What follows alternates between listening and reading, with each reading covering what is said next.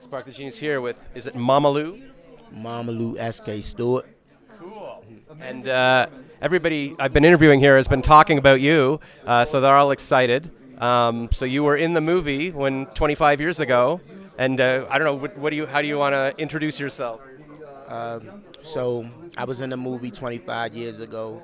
I can't say that I was an actor because I was really going through that pain and struggle and trauma, everything that I was going through. That was, being incarcerated, being a prisoner, and I was 17, had 2 life sentences plus 75 years.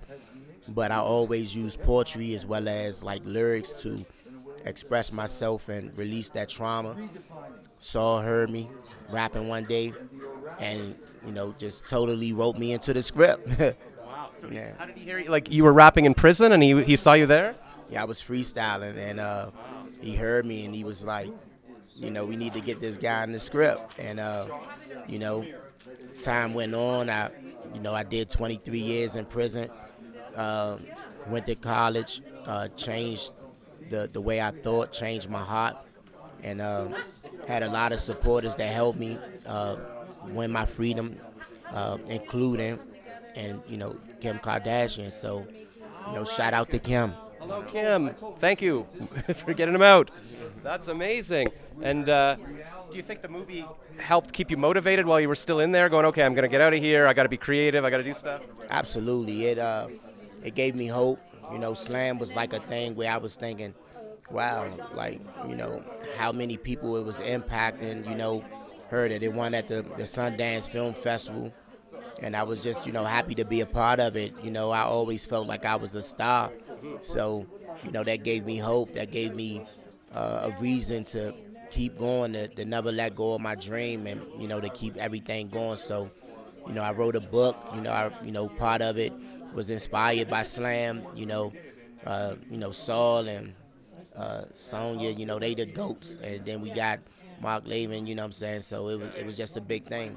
Well, that's amazing. I mean, it's great that you used the time in there productively. Like, I wasn't in prison, but I didn't write a book. I didn't, do poetry and stuff. So that's, it shows that wherever you are, you can still, keep producing things. And I'm sure you were inspiring people there. Did you get other people into poetry in the prison? They're like, hey, I'm going to rap. I'm going to write poetry.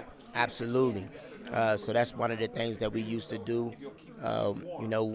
We would use that as a form of therapy. We would use poetry, we would use music, we would always try to find a way to use these things productively to change other people's lives. Totally. And if you thought of becoming like a motivational speaker now and helping people around the world, that kind of thing? So I spoke at multiple colleges, spoke at Georgetown, shout out to Mark Howard, Professor Mark Howard, spoke at Howard University for the Sunday service.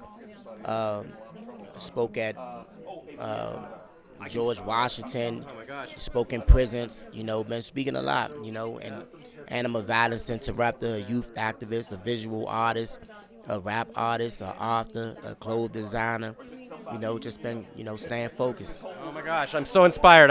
What am I doing with my life? I gotta start producing some things. I could see you giving a speech like a Tony Robbins convention too, like getting up there and getting people pumped up.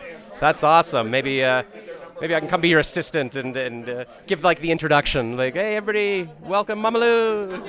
Cool. All right. Well, thank you so much for being such an inspiration. All right. Thank you too.